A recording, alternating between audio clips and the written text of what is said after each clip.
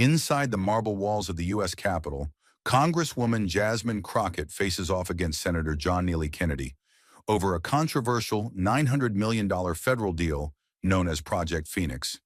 Kennedy mocks her intelligence on live television.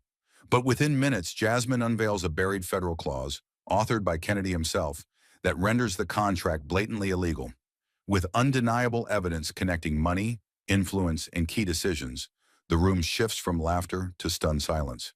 If one woman can dismantle a senator's empire in under 10 minutes, how many more are waiting to fall? Stay with us. This is a story worth every second of your time. The hearing room of the U.S. Capitol crackled with tension. Marble floors gleamed beneath rows of media cameras, grim-faced aides and lawmakers clutching briefing folders like weapons. At the front, a massive projection screen blinked. FY 2025 Federal Budget Oversight. Project Phoenix Review. Presiding over it all was Senator John Neely Kennedy, seated like a Southern warlord flanked by loyal staffers. With syrupy confidence, he hailed the $900 million Phoenix project as a patriotic infrastructure miracle for the Gulf. But behind the scenes, whispers of nepotism, inflated costs, and shadow companies clung to Phoenix like ticks. At the minority table sat Congresswoman Jasmine Crockett, alone, sharp in navy blue, barely acknowledged. She wasn't just outnumbered, she was outscripted. Yet when she opened her laptop, her eyes fixed on Kennedy like a fighter sizing up the first opening. The war hadn't begun, but the breach was coming. No one expected her to come in with fire. She'd been written off before the hearing even started. Labeled a lightweight, a headline chaser, and off mic, the DEI hire they can't get rid of. To the room, this was Kennedy's show. She was set dressing, but Jasmine had read the script and all its hidden footnotes.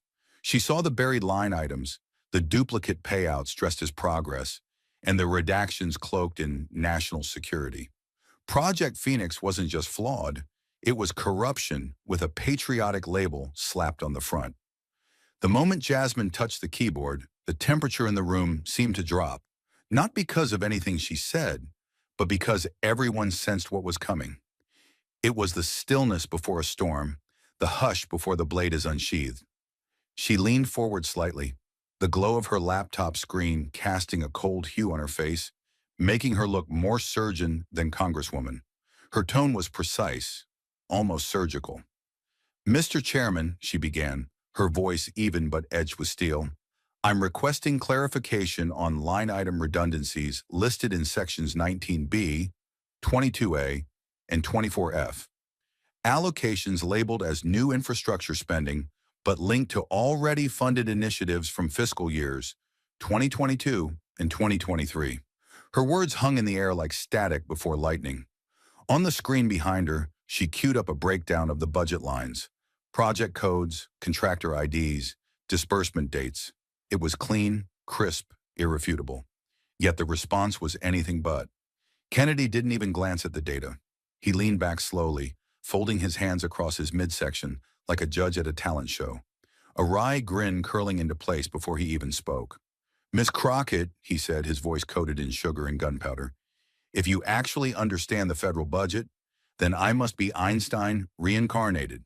He chuckled, self-satisfied, and turned to his colleagues as if expecting applause. And he got it. Laughter rippled down the Republican side like a slow wave. Someone clapped softly.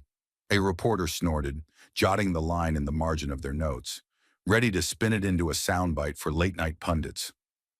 Even a few Democrats looked away. The condescension was so casual, so practiced, it had become performance.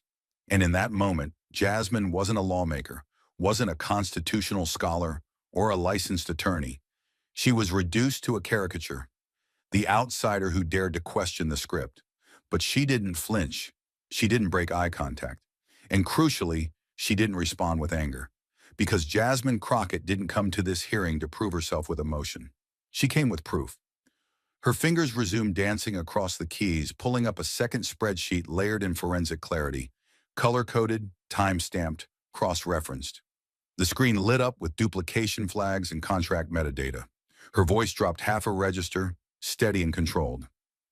"Let's verify that, Mr. Einstein. she said, turning her laptop ever so slightly so the panel could see. The silence that followed wasn't just stunned, it was defensive, the kind that dares truth to keep going. Jasmine did. She advanced to her next slide with the deliberate calm of someone who'd already anticipated resistance. There was no flourish in her voice, no smugness, no drama, just facts, cold, clean, arranged like the steps of an autopsy. For clarity, she began, her voice steady but now unmistakably louder, clearer. I conducted a comparative review of infrastructure spending allocations across fiscal years 2023, 2024, and the newly proposed 2025 budget. I focused on Region 6, particularly flood control and emergency reinforcement line items.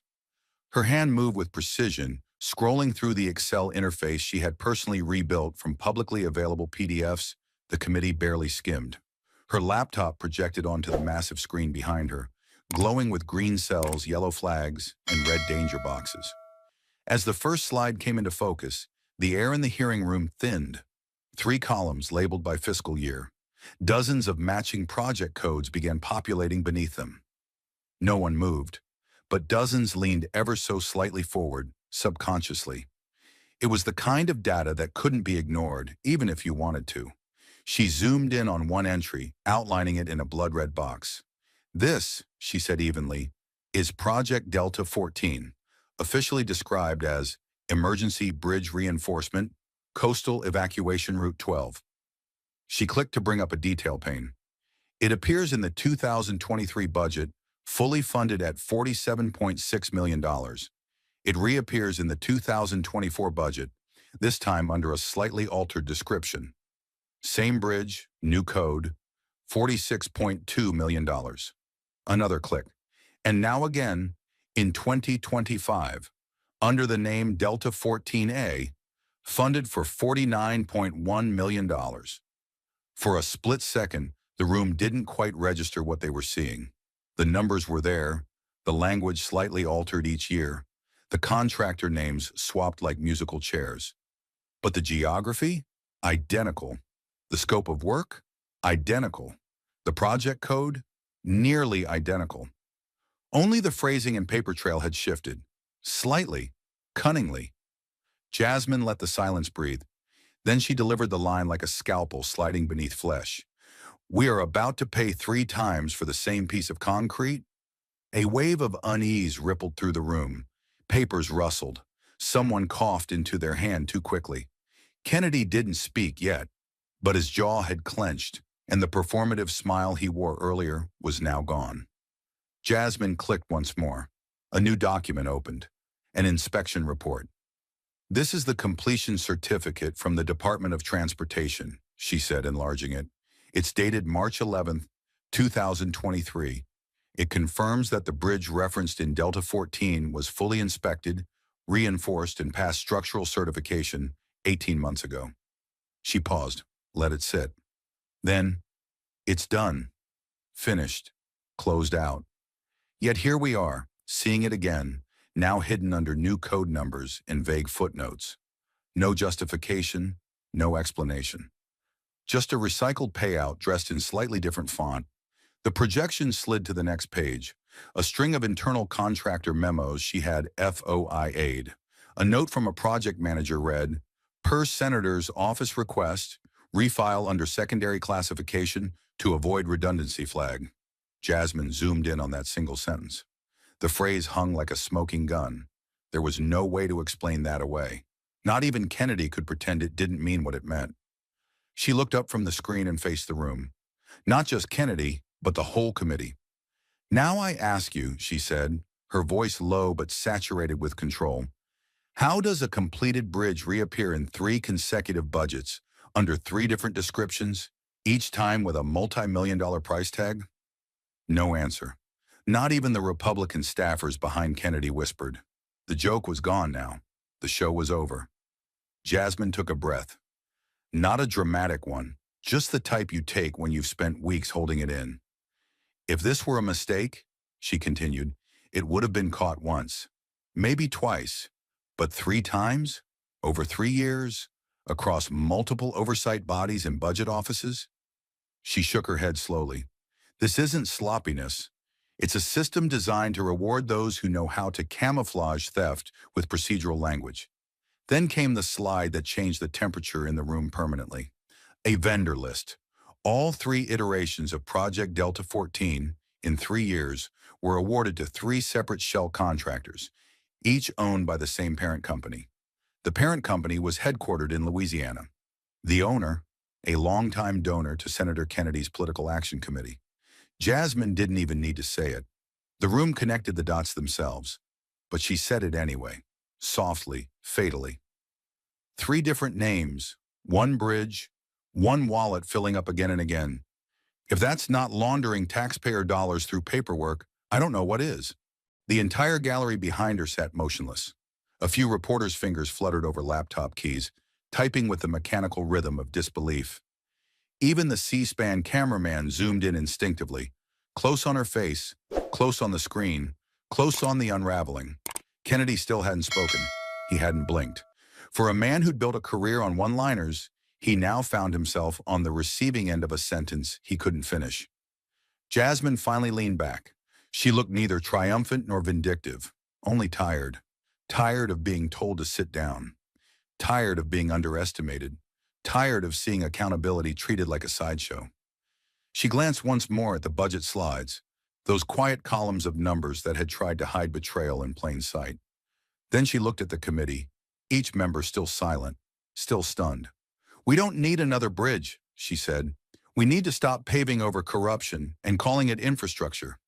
And with that, she closed her laptop. The silence that followed wasn't empty. It was ruptured. Because Jasmine hadn't just pointed out an error, she had opened a vein in the machine. And now the whole room was bleeding. But Jasmine wasn't done, not even close. What she had just revealed was a bruise. What came next would be the bone beneath it, cracked wide open for everyone to see. She cleared the screen with a single keystroke, and a new slide emerged, this time with no numbers, no formulas. Just a name. Bold, stark, and centered on a black background. REDRIVERDYNAMICSLLC. The room tensed again. Kennedy's brow shifted, just slightly. But it was enough to register. Jasmine stepped forward, her voice tighter now, colder. This is the firm awarded the $900 million sole source contract under Project Phoenix. According to the official record, Red River Dynamics was certified as a federal contractor exactly 14 months ago. 14, she paused, letting the number hang like a threat.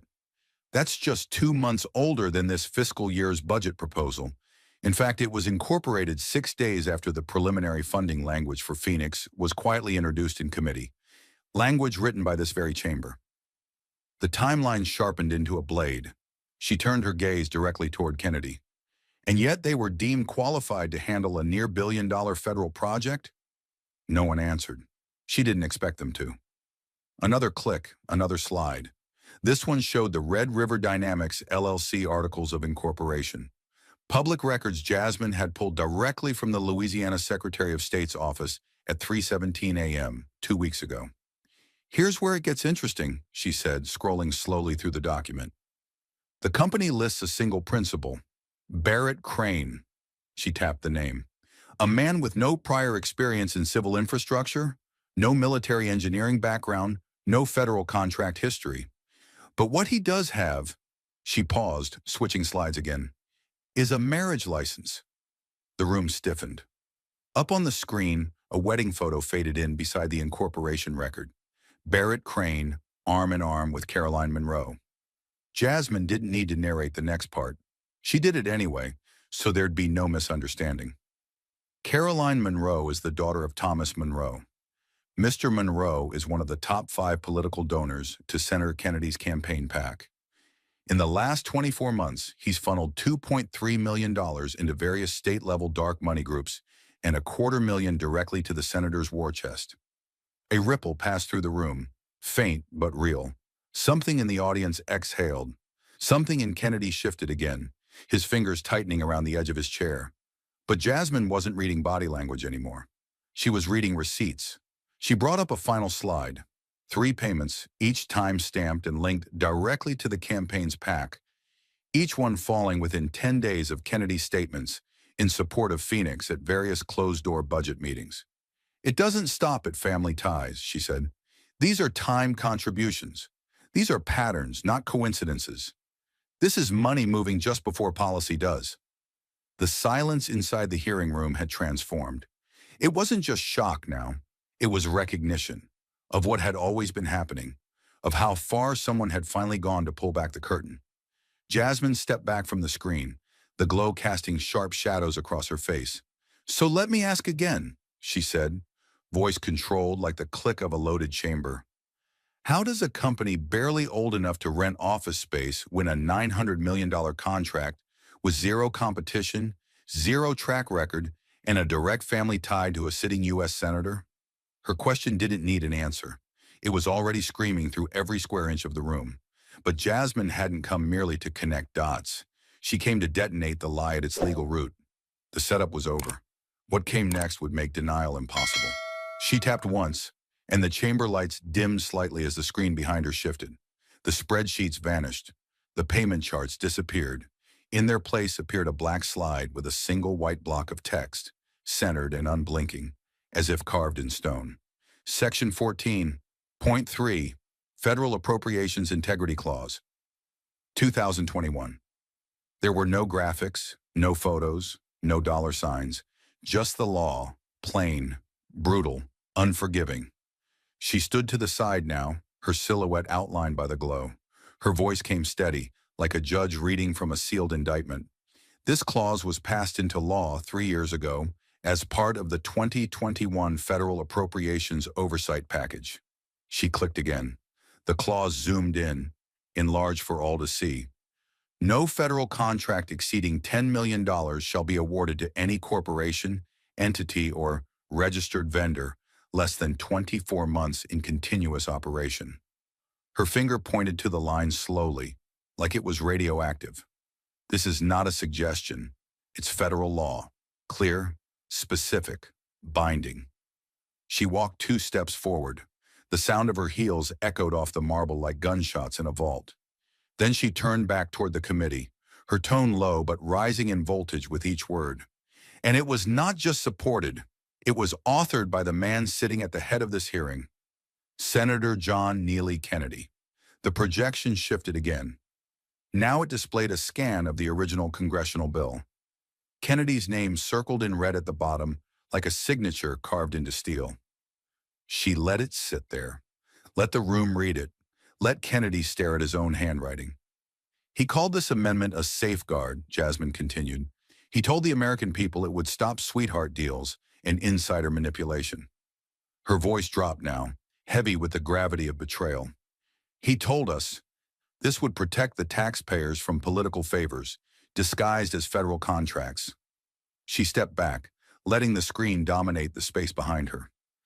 "And yet," she said, her eyes locking back on Kennedy, "Red River Dynamics was 14 months old when it received a contract 90 times the legal threshold." Her next words came slower, sharper. They didn't just cut, they pierced. "The very law that should have blocked this deal was written by the man who now defends it." And then, just before she spoke again, Jasmine felt the weight of the entire system pressing back, trying to silence her with protocol, with posture, with power. But that only sharpened her purpose. She hadn't come to win a debate. She had come to end the illusion that rules were only for the ruled. She stepped forward. The silence braced for impact. "So I ask you, Senator," she inhaled, just once, not for show, but to aim. "What exactly is this $900 million? A clerical error that just happened to benefit your donor's family? A bureaucratic oversight blessed by silence?" She took one final step forward, each word like a bullet breaking glass. "Or is it something far more miraculous? A $900 million exception to a law you yourself wrote?" And then she delivered it. The line that would be quoted, replayed, reprinted for years. "Tell us, Mr. Kennedy, is this a miracle that breaks the law, or is it a miracle that breaks you?" Her voice faded. She didn't move. She didn't blink. She let the screen behind her burn, and the room collapsed into silence. Not respectful silence, not political silence, dead silence. No one coughed, no one shuffled, not a single senator dared to speak, because what Jasmine Crockett had just done wasn't an accusation, it was an execution, and the body was still warm. Across the country, millions would replay that silence, again and again, because in that moment, a lie didn't just collapse, it confessed. But Jasmine wasn't done proving intent. Truth without timing is just noise. What she unveiled next wouldn't just suggest motive, it would graph it with clinical precision. She tapped the keyboard once more, and the screen behind her flickered, resetting to a dark gray background. Then slowly, deliberately, a new graphic emerged. Not a document, not a law, but something more dangerous. A timeline. The line stretched across the entire screen like a pulse line on a hospital monitor. On the top half ran a neat row of red markers, each labeled with the date of a Senate appropriations vote. Below them, aligned with eerie accuracy, were green financial bars. 5, bold and glowing, each labeled Red River Dynamics PAC, campaign contribution. Each donation came within 10 days, sometimes within 48 hours, of Kennedy voting in favor of specific budget proposals that would later funnel funds toward infrastructure contracts, including the now infamous Project Phoenix. The donations were modestly staggered, designed to look routine in isolation, but Jasmine had connected them like a surgeon stitching back a face someone tried to disfigure. She didn't speak yet. She let the graphics settle, let the facts take the first punch. Then she moved to the side, allowing the full image to tower behind her, and said softly, "Correlation without context is speculation, but correlation with sequence, that's intention." She clicked once more, and the room inhaled as if on cue. A large blinking percentage faded in across the top of the screen in bold white numbers. Correlation, 94.8%. Votes and contributions. No spin, no inference. Just the math, brutal and bright, screaming from 20 feet of LED glass. A few journalists in the gallery audibly gasped. A staffer dropped a pen. Somewhere the scrape of a chair shifted. Someone leaning forward, unwilling to look away. Jasmine's tone shifted now. Cooler, quieter, but somehow even sharper, like the silence before a scalpel makes its cut. 5 major contributions, 5 budget votes, all perfectly timed, all falling within a pattern so precise it could be set to music. She pointed to the bars again with her laser pointer. This wasn't random. These aren't coincidences. This is rhythm, strategy, symmetry. She paused to look Kennedy directly in the eye. This is choreography. Her voice darkened, edged with disgust, sharpened by restraint. Each vote cast unlocked a new phase of Phoenix funding, and each contribution, filed through a political action committee tied directly to Red River Dynamics, came just in time to grease the wheels. No competing bids, no oversight hearings. Just one company, one contract, and 5 perfectly timed deposits. She clicked again. A spreadsheet popped up beside the graphic, showing FEC filing dates side by side with official voting records. Each line a match, each timestamp a match, each vote perfectly predicted by a prior payment. And while the American public thought they were witnessing a legislative process, she said slowly, what they were actually watching was a transaction. The room had fallen eerily quiet again, but this time it wasn't stunned silence. It was anger without a voice yet, building beneath the surface of formality and procedure. Jasmine's eyes scanned the committee members. She saw it, the shift in posture, the tensing jaws, the sideways glances. She didn't need to ask if they understood, but she did want them to remember. She stepped closer to the screen, then turned back to the audience, her tone dropping to something almost conversational, but charged like a live wire. There's nothing illegal about receiving campaign contributions. There's nothing illegal about supporting appropriations. She let that hang in the air. But when every donation precedes a vote that benefits the donor, when each contribution is timed like a drumbeat to policy, when the money moves and the legislation follows, we are no longer in the realm of democracy. We are in the realm of pay-to-play. The room didn't breathe. Even Kennedy hadn't moved. He sat stone-faced but no longer composed. His knuckles were white, gripping the edge of his desk like a man trying to hold on to the last piece of ground beneath him. Then Jasmine stepped away from the screen entirely and returned to the mic. The screen behind her remained frozen, still showing that 94.8% match in defiant silence. She lowered her voice, not to be softer, but to force the room to lean in. "There's nothing more intelligent in politics than knowing when to vote," she said. "And it seems, Senator Kennedy, you've mastered the art of voting exactly when the money hits the account." That line didn't just cut. It landed like a confession delivered by the numbers themselves. Jasmine said nothing more. She didn't need to. The data was the indictment. The screen was the courtroom. And the silence now? It was the sound of a reputation collapsing, not because someone shouted it down, but because someone finally drew the line and showed the country how the dots were always there, just waiting for someone brave enough to connect them. But as the data behind her burned through the marble calm of the chamber, Kennedy finally leaned forward, grasping for a ledge that no longer existed. His voice came low, roughened by years of courtroom bravado and Senate ritual, but this time it didn't land like command. It landed like retreat. "I don't control who donates to me," Senator Kennedy muttered, tugging once at his cuff as if adjusting decorum could fix optics. He forced a chuckle, a half-hearted attempt to paint the moment as political theater rather than unraveling truth.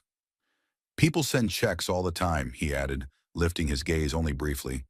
"I don't exactly ask for their birth certificates before I vote." It was meant to draw laughter, or at least a murmur of support, but the chamber gave him nothing. Not a smile, not a nod, only silence. The kind of silence that swells not from uncertainty, but from recognition, of a man falling behind the speed of his own defense. The donors may not have been in the room, but their fingerprints were smeared across every frame Jasmine had just projected, and everyone knew it. Jasmine didn't blink. She didn't move. She just let the weight of his excuse collapse under its own breath. Then she took a single step forward, the light from the screen behind her casting sharp, angular shadows across her face. When she finally spoke, it wasn't with outrage, it was with control, measured, deadly. "No, Senator," she said quietly. "You don't control who donates to you." She let the concession hang there. 3 seconds, maybe 4. "But you do control what you say." Her eyes locked on him now, unflinching. "And what you don't." Her voice didn't rise. It tightened. The kind of tightening that draws an entire room forward, like a held breath before the crash. "You don't have to pull the strings if you know when to shut up," she continued. "You don't have to whisper orders when silence does the same thing. Your donors didn't need marching instructions.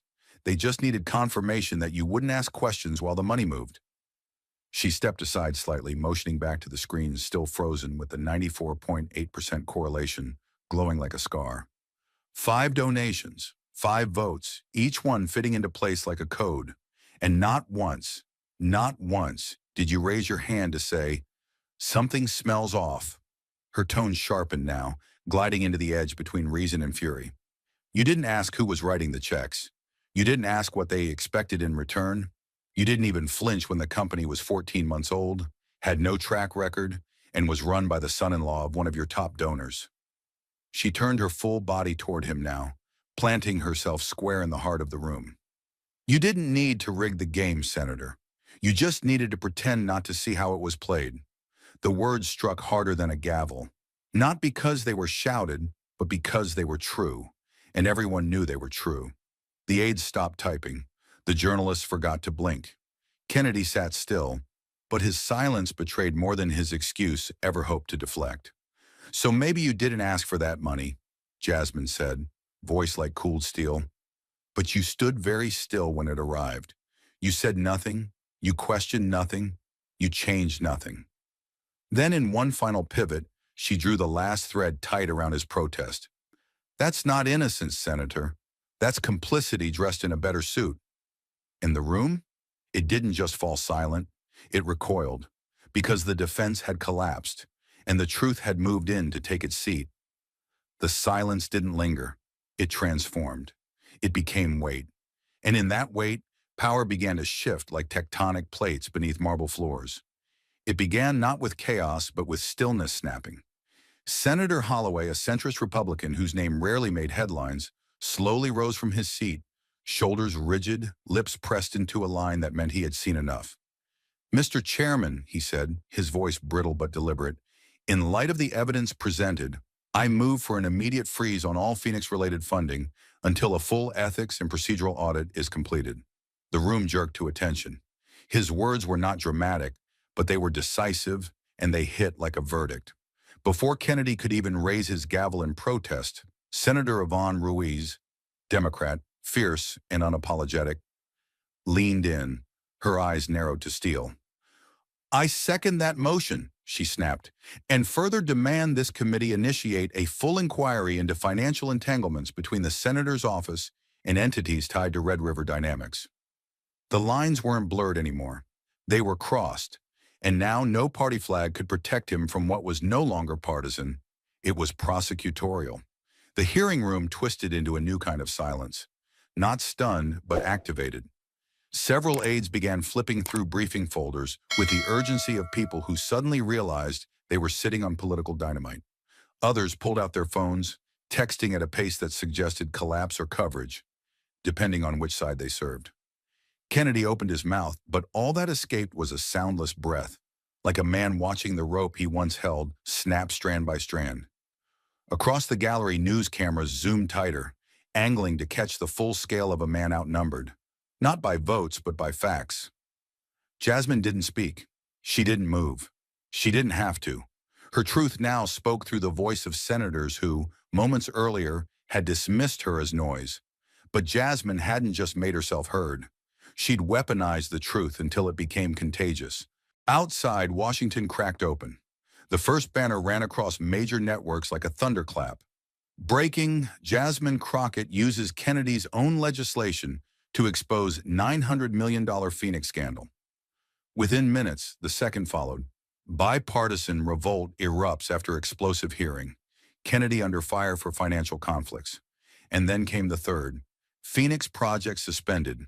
Federal watchdogs mobilize. Reporters shoved microphones into any mouth leaving the building. "Did you expect this? Do you believe the senator broke the law? Is Crockett leading a new ethics caucus?" The air outside the Capitol felt charged, not with celebration, but with reckoning. For the first time in years, the words oversight and consequences shared the same breath. And deep within the chamber, where marble and ambition usually smothered accountability, the walls were beginning to sweat. And Jasmine, she just watched, not with glee, not with vengeance, but with the calm of someone who didn't fire the first shot. She just lit the fuse that made the truth explode. The silence that had gripped the Senate chamber was shattered not by words, but by the digital roar of the outside world. Within minutes of Jasmine Crockett's searing cross-examination, a video clip of her dismantling Senator Kennedy with his own legislation ignited across social media platforms. The footage, raw and unfiltered, showcased Crockett's unwavering poise as she held Kennedy accountable, her voice steady, her gaze unflinching. The clip's virality was unprecedented. Millions viewed, shared, and commented, turning a congressional hearing into a national reckoning. News outlets scrambled to cover the unfolding drama. Headlines blared, "Crockett turns tables on Kennedy," "Senator's own law used against him," and "Phoenix project under fire." Cable news loops replayed the exchange incessantly, analysts dissecting every nuance, every pause, every inflection.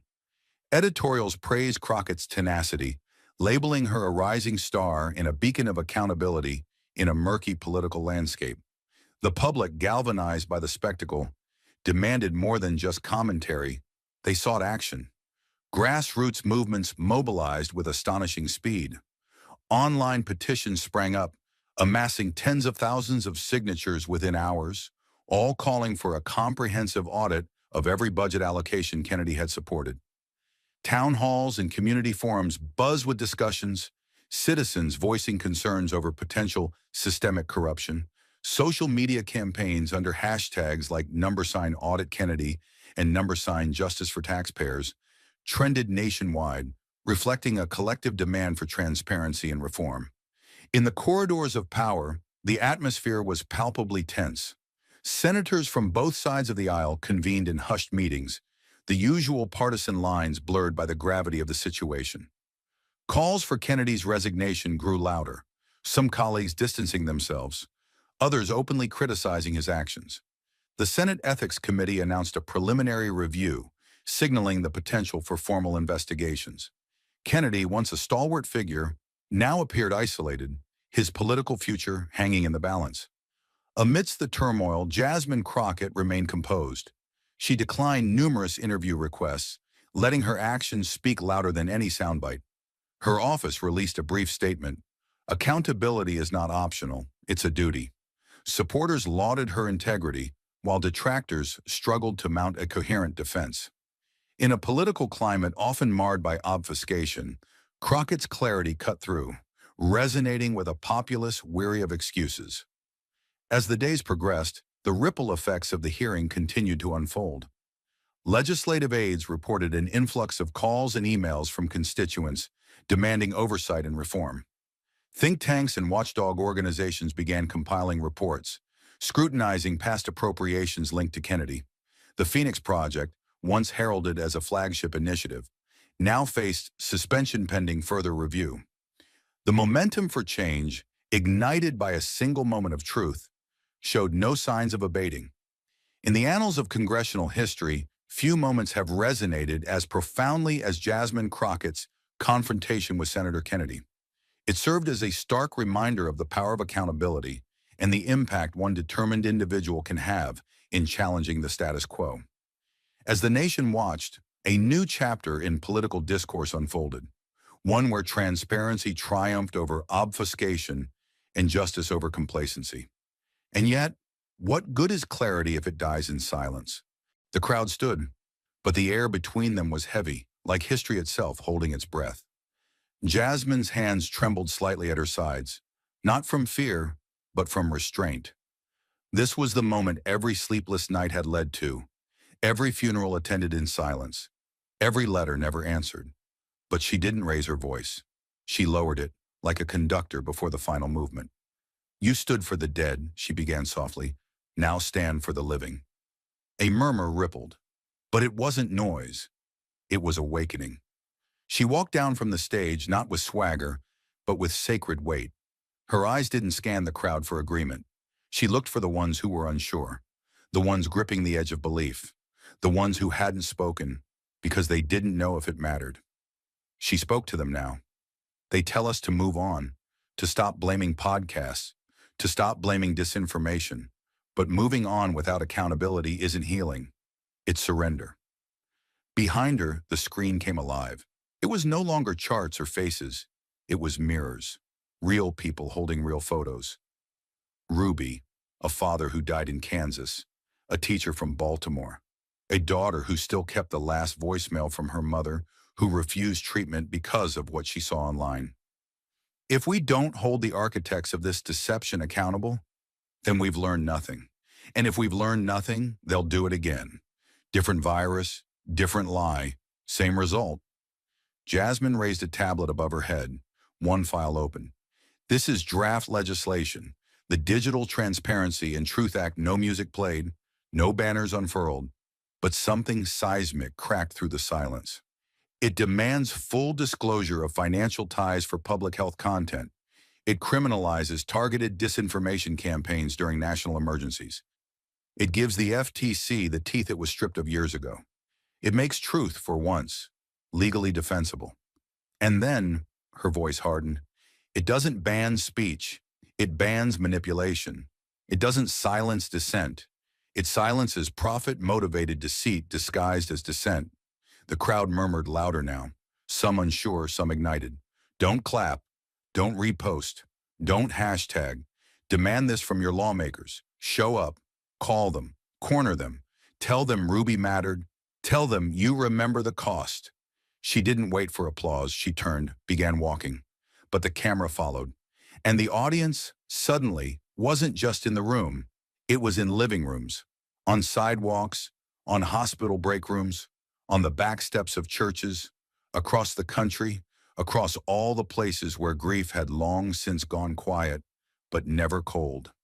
"This isn't about one death," she said into the next microphone, now at a press conference 3 days later. "This is about how we built a culture where a lie is easier to find than a hospital. And we called that freedom." Reporters flinched. Networks edited for the 6 p.m. broadcast, but people heard it uncut online. "You want a real First Amendment debate? Let's have it. But first, tell me why a 22-year-old with no medical license can broadcast to 10 million people about heart inflammation and get paid more than a surgeon saving lives in an ER." She dropped a name, then another, then an organization. Their legal team stirred, but the crowd didn't blink, because she wasn't punching. She was unveiling. This isn't about punishing skeptics. This is about exposing merchants of chaos. If your model needs ignorance to survive, it's not journalism, it's trafficking. The scene blurred again. Jasmine on a school stage this time. Auditorium packed with students too young to remember the early pandemic, but old enough to inherit its aftermath. She asked them a question. "Who do you trust?" Silence. "Not because I want an answer, but because I want you to wonder why it's so hard to give one." Then she pulled a copy of The Plague by Camus from her bag. "You want to fight tyranny? Start by fighting the temptation to believe the loudest voice. Truth doesn't scream. It survives." They didn't cheer. They stood. Again. But this time they moved. Clips went viral. A retired nurse from Nevada announced she'd come out of retirement to join a nationwide truth audit task force, a nonprofit formed within weeks called Ruby's Echo, with the sole mission of tracing funding ties in health media and flagging disinformation in real time. Former data scientists at social media platforms resigned and joined the effort. Whistleblowers came forward.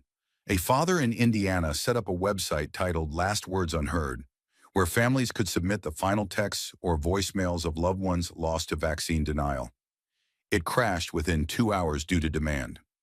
At a White House briefing, a reporter asked the press secretary, "Will the administration support Crockett's legislation?" The answer came 3 hours later, from the president himself.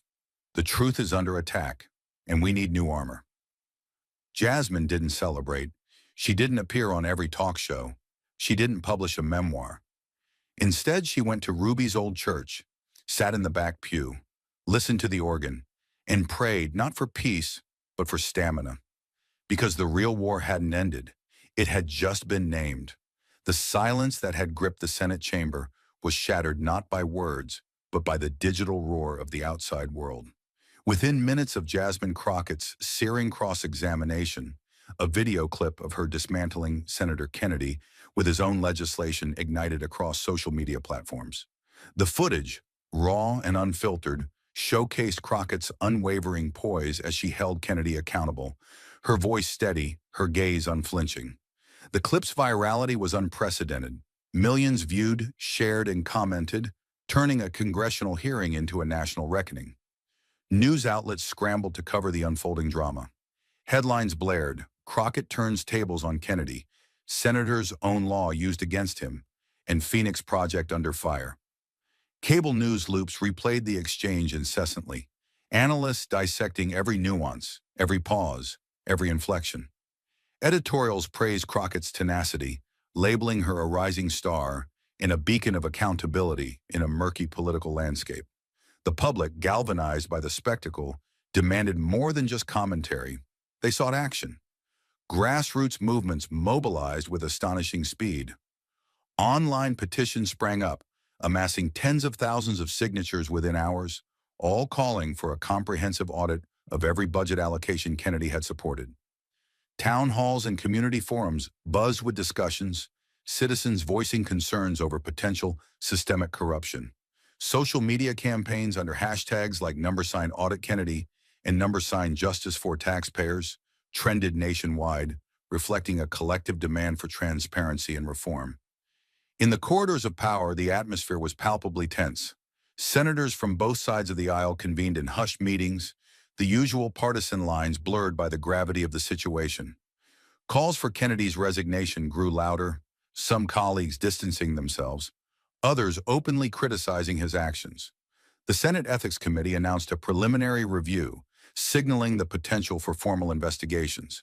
Kennedy, once a stalwart figure, now appeared isolated, his political future hanging in the balance. Amidst the turmoil, Jasmine Crockett remained composed. She declined numerous interview requests, letting her actions speak louder than any soundbite. Her office released a brief statement. Accountability is not optional, it's a duty. Supporters lauded her integrity, while detractors struggled to mount a coherent defense. In a political climate often marred by obfuscation, Crockett's clarity cut through, resonating with a populace weary of excuses. As the days progressed, the ripple effects of the hearing continued to unfold. Legislative aides reported an influx of calls and emails from constituents demanding oversight and reform. Think tanks and watchdog organizations began compiling reports, scrutinizing past appropriations linked to Kennedy. The Phoenix Project, once heralded as a flagship initiative, now faced suspension pending further review. The momentum for change ignited by a single moment of truth showed no signs of abating. In the annals of congressional history, few moments have resonated as profoundly as Jasmine Crockett's confrontation with Senator Kennedy. It served as a stark reminder of the power of accountability and the impact one determined individual can have in challenging the status quo. As the nation watched, a new chapter in political discourse unfolded, one where transparency triumphed over obfuscation and justice over complacency. The world had not yet caught its breath from the political quake Jasmine Crockett unleashed on Capitol Hill, but she was already back on her feet, this time not behind a glowing screen in the Senate chamber, but before a sea of young, rising minds at Howard University. The auditorium lights dimmed except for the soft, golden beam that followed her onto the stage like a spotlight chasing justice itself. Phones were raised, live streams rolled, and even the air felt reverent. Jasmine stood alone, no staffers, no aides, just her, a wireless mic, and the raw power of a woman who had turned a moment of mockery into a national moment of reckoning. She didn't raise her voice. She didn't need to. Her opening words cracked through the silence like the sound of truth piercing a vault of denial. "They said I wasn't smart enough to read a federal budget," she began, each word deliberate, like loading a verdict into the chamber. "They laughed. They scoffed. They called me a headline chaser, a DEI hire, a second-rate lawyer." The audience remained still, breath held. But I didn't come to play optics. I came to read the fine print, the same fine print some folks sign, but never expect to see again. Heads began to nod, eyes widened. What followed was not a speech, it was an awakening. She lifted her hand and clicked the remote. A still image of Kennedy's circled signature on the infamous Section 14.3 flashed across the giant projector screen behind her. The crowd erupted, not in chaos, but in awe. Jasmine didn't smile. She let them soak in the weight of that image before delivering the line that would etch itself into memory. "Intelligence," she said slowly, "doesn't need to shout. It just needs the right timing and the right statute." The room rose to its feet. Applause thundered across the marble halls of Howard like a verdict delivered by the people. Outside the university walls, the media was not silent either. Articles poured in like a floodgate opened. The Washington Post led with, "Jasmine Crockett dismantles Kennedy with his own law, a masterclass in legal precision." The Atlantic went deeper, proclaiming, "She's not just a congresswoman. She's the nightmare of every man who ever assumed a black woman couldn't read a balance sheet." Op-eds hailed her composure, her strategic brilliance, and her refusal to fight fire with fury. Instead, she had used evidence like scalpel steel, silent, clean, and fatal. One columnist wrote, "What Crockett did in that chamber wasn't debate. It was cross-examination before a jury of the nation." Back at Howard, Jasmine stepped away from the podium for a moment. She looked out across the crowd. Students from law, political science, engineering, and public health. All watching her, all absorbing not just her words, but her very posture. And then she offered what no politician on the Hill had dared to deliver that week, a challenge. "Ask yourselves," she said, voice low now, carrying more power than the shouting men on Capitol broadcasts, "if someone they dismissed as a second-rate lawyer could dismantle a sitting senator with the very law he authored." Then how many more truths are hiding behind the curtain of too complicated for you to understand? The auditorium went still again, deeper than silence. It was realization. It was fury being converted into focus. Jasmine's eyes swept the crowd one last time before she whispered, almost to herself but loud enough to matter. They fear the moment we all realize we were never supposed to stay in the audience. We were always meant to take the stage. That night, the video of her speech spread even faster than the Kennedy clip. Social media users captioned it, "Harriet with a hard drive. This generation's Thurgood in heels. The new blueprint." Some mocked, some tried to downplay, but the rest of the world, millions watching, understood the undercurrent. Something had cracked, not just in the political sphere, but in the American psyche. A narrative built on underestimation had just been publicly buried. The next morning, a young girl in Baltimore named Tia, 12 years old, printed Jasmine's quote and taped it above her bed. In Jackson, Mississippi, a retired postal worker wrote a letter to Jasmine's office. "I didn't think anyone could look those men in the eye and win, but you did, and I wept." And in Tallahassee, a professor restructured her public policy class, now calling the week's topic, "Crockett versus Corruption, a case study in tactical brilliance." In every corner of the country, people were no longer just watching. They were waking up. And so the final question remained, not shouted, not dramatized, just lingering like a candle at the edge of a dark room. If one woman they tried to silence could bring a senator to his knees with nothing but timing, truth, and his own law, then how many more lies are still waiting to be undone? And who tomorrow would be brave enough to speak next? The applause at Howard had long faded, but the questions Jasmine Crockett had stirred still echoed. Louder now across households, campuses, boardrooms, and barbershops. Her confrontation with Kennedy wasn't just a political scandal. It was a mirror, a challenge, a reckoning.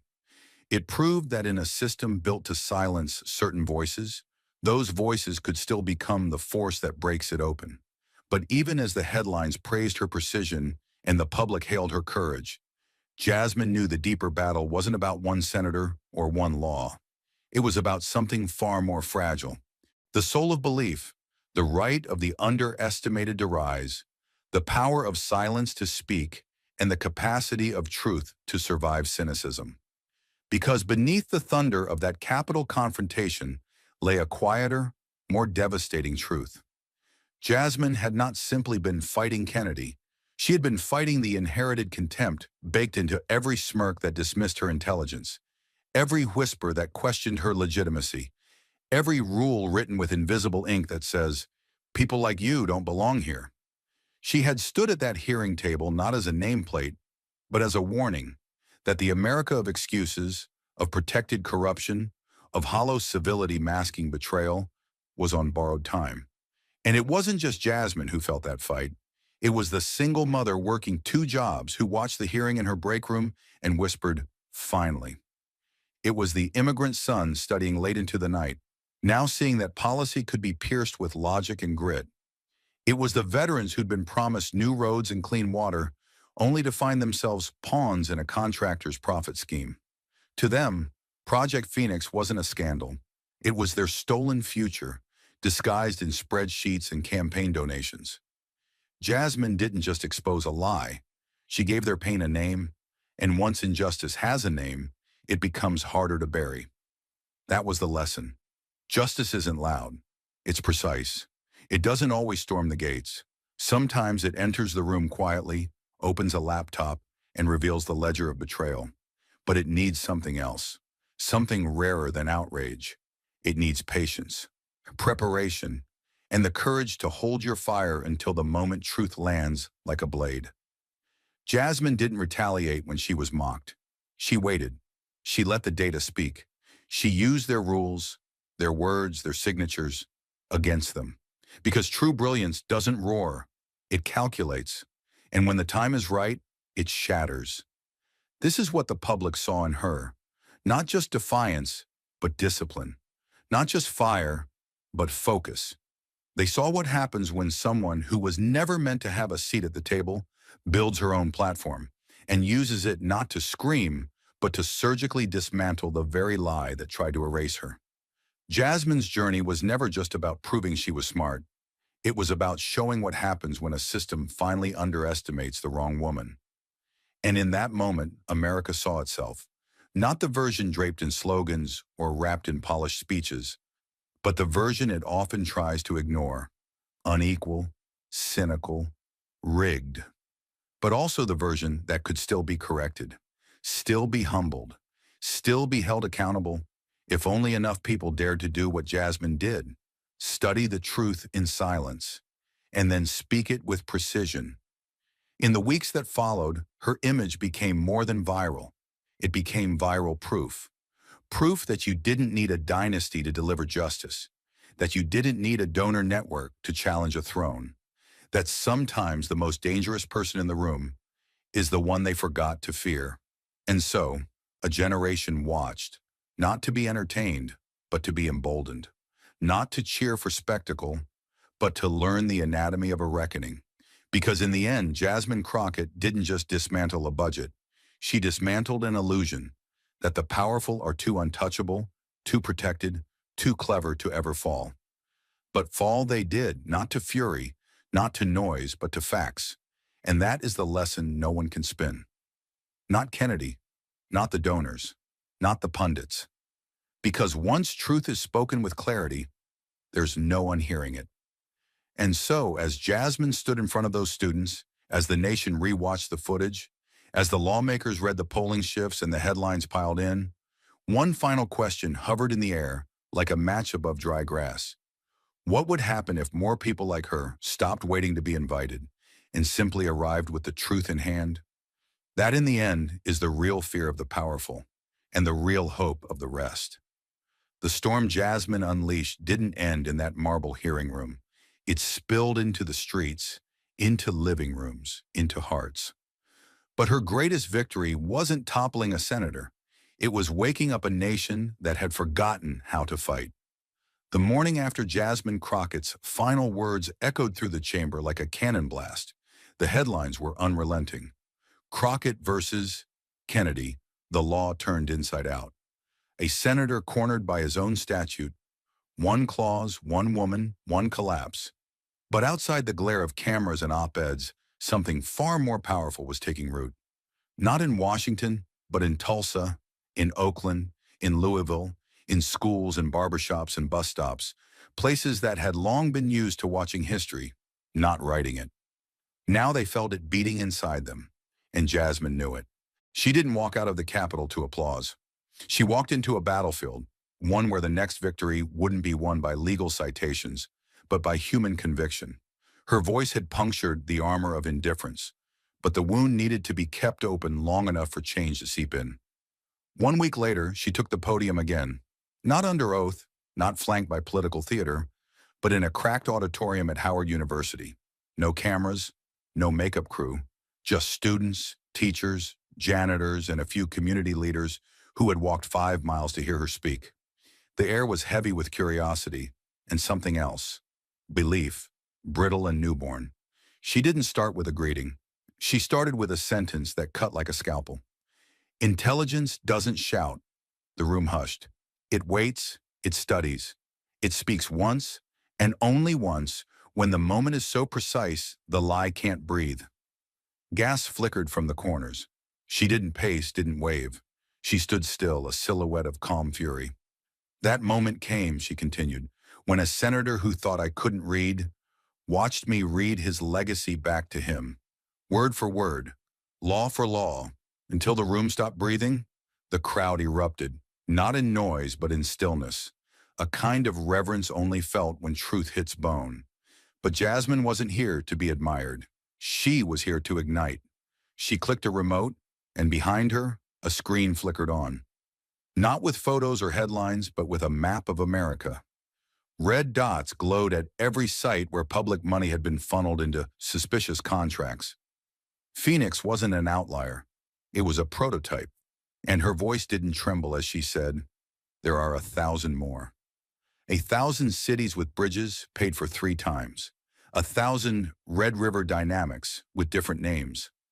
1,000 politicians cashing in on public trust. And so she asked them, "What now? Do we clap and move on? Or do we dismantle the machine, bolt by bolt?" A student in the back stood. "How?" She smiled, not gently, fiercely. "You start with the money," she said. "Follow every check, every vote, every last-minute clause slipped into a 600-page bill." She pointed to a list scrolling on screen. Tools for transparency, budget portals, watchdog groups, whistleblower protections. She didn't preach. She handed them weapons. Then she leaned in. "We were taught to believe the system is too big to fight, but systems bleed, and all it takes is one cut in the right artery." Another hand rose.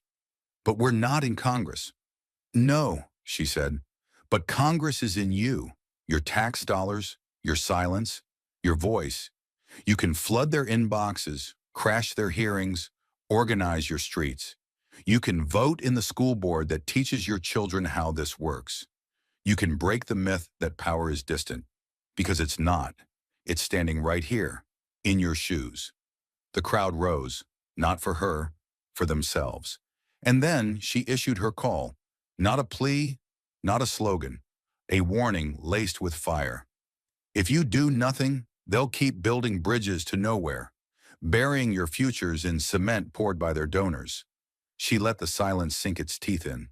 "But if you fight back, if you refuse to be quiet when someone says, 'You're not smart enough,' then you make every lie tremble. Because the truth, when armed with discipline, doesn't need to scream. It only needs to show up." People began to film, not because she asked, but because they knew something real was happening. Then she walked off stage. No music, no confetti, just 20 new voter registration cards passed out in the hallway. Just 3 kids who started a hashtag by sundown. Just one grandmother who said, "I'm calling my congressman tomorrow." I've had enough. That's what Jasmine left behind. Not applause, a blueprint. By midnight, her words had traveled farther than any televised speech. They became T-shirts, murals, student essays. A fire passed hand to hand, not celebrity, power redistribution. And while Kennedy hid behind press releases citing stress-related recovery, Jasmine kept moving. She visited a high school where textbooks hadn't been updated since Bush. She sat with union leaders who just discovered their pensions were invested in companies tied to Project Phoenix. She released a public toolkit called Know Your Contracts, designed to help anyone trace suspicious government funds. In every interview, she refused to say victory. Instead, she said, "Round 1. Because the truth about corruption isn't that it's hidden, it's normalized. It wears suits. It smiles on television. It hides in legalese so dense the public gives up." But Jasmine had cracked the code, and now she was handing out the cipher, and people were listening. Congressional hearings across the country saw spikes in attendance. FOIA requests increased 400% in 2 weeks. A new bill, dubbed the Crockett Clause, was proposed by a bipartisan group to limit sole source federal contracts. Not because the system was suddenly pure, but because someone had lit a match in the dark, and now everyone could see the rot. Jasmine Crockett never called herself a hero. She didn't wear that badge. She wore scars, the kind earned in public humiliation, in being underestimated, in being told this isn't law school by men who thought sarcasm was smarter than substance. But now they whispered her name in Senate halls, not as a threat, as a change in temperature, and she wasn't finished. In her next speech, she opened with just one line. "If one woman with a laptop can crash your whole narrative, maybe the narrative was hollow all along." The crowd didn't cheer. They rose. Because a system can't survive a population that stops fearing its paperwork. And Jasmine Crockett had taught them all how to read. If a woman once dismissed as a law school mistake could unravel a multi-million-dollar scam with a projector and a statute, what else have they hidden simply because no one thought to ask? And more importantly, will you be the one to ask next? But movements don't survive on memory. They survive on momentum. And Jasmine knew that speeches were not enough. Not anymore. So she didn't retreat to comfort. She went into the belly of what others feared. Town halls with no air conditioning, counties that hadn't seen a federal representative in 10 years, neighborhoods where people had long given up on knocking. She knocked. And when they answered, she didn't ask for votes. She asked for receipts, for school contracts, for broken pavement budgets, for water systems repaired on paper but still coughing brown sludge into kitchen sinks. She carried with her a battered black notebook, half filled with names, dates, and federal award codes. The other half was empty, meant to be filled by them, by the people, because the real revolution wasn't the moment she brought Kennedy to his knees. It was when the people realized they never needed him to stand in the first place, and the whispers became chants. At grocery stores, check the line items. At city council meetings, where's the funding trail? At church basements and barber chairs. If she could find it, so can we. It wasn't glamorous, but it was viral. Not on TikTok, but in the bloodstream of a reawakened democracy. Somewhere, a 14-year-old in Mississippi pulled up a grant tracker for the first time. Somewhere else, a retired teacher in Kansas wrote her first FOIA request. Somewhere in the same city where Kennedy once held court unchallenged, a local journalist clicked publish on a story titled, "The Next Red River. What's hiding in our budget?" Jasmine didn't need to be in every room anymore. She had weaponized something far more powerful than herself, public literacy. Because once people knew how the money moved, they started moving with it. And when people move, governments shift. One woman, one hearing, one law, and 1,000 ripples still spreading. Thank you for watching until this moment and for standing with us on this journey for justice. Your support means everything. Like, subscribe, and turn on notifications so you never miss what's next. And we'd love to hear your thoughts. Leave a comment below and let us know what moved you most in this story. Together, our voices make a difference.